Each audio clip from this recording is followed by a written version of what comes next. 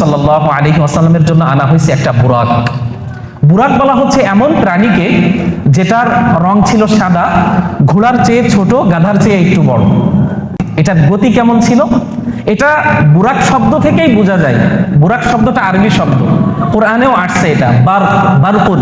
বারকুন মানে হলো বৃষ্টির সময়ে মেঘ হলে যে বিদ্যুৎ চমক দেয় না, এটাকে আরবিতে বলা হয় বার্ক। ওইখান থেকে বুরাক।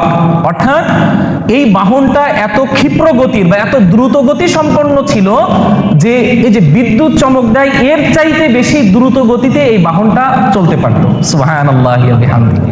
এবং হাদিসের মধ্যে আসছে এই বাহনটা এত দ্রুত গতির যে তার চোখের দৃষ্টি সীমা যে পর্যন্ত যায়, তার এক একটা লাফ বা এক একটা পা ফেলা ওই পর্যন্ত যায়। আল্লাহু আকবার। এতটা দ্রুত গতি সম্পন্ন ছিল এই বাহনটা। তো রাসূল সাল্লাল্লাহু আলাইহি ওয়াসাল্লামকে এই বাহনে উঠানো হয়েছে। এরপরে সফর শুরু হয়েছে। প্রথম সফর মসজিদে হারাম থেকে নিয়ে মসজিদে আকসা পর্যন্ত হয়। এরপরে ওইখান থেকে আবার আল্লাহ পাক রব্বুল আলামিনের পক্ষ থেকে একটা মেরাজ। মেরাজ মানে হলো উপরে ওঠার সিঁড়ি, উপরে ওঠার কোনো যন্ত্র, লিফট, সিঁড়ি ইত্যাদি।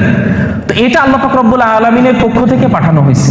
সেই লিফটে করে বা সেই সিঁড়িতে করে রাসূল সাল্লাল্লাহু আলাইহি ওয়াসাল্লামকে আসমানে উঠানো হয়েছে। তখন জিবরাইল আলাইহিস সালাতু ওয়াস সালাম সাথেই আছেন।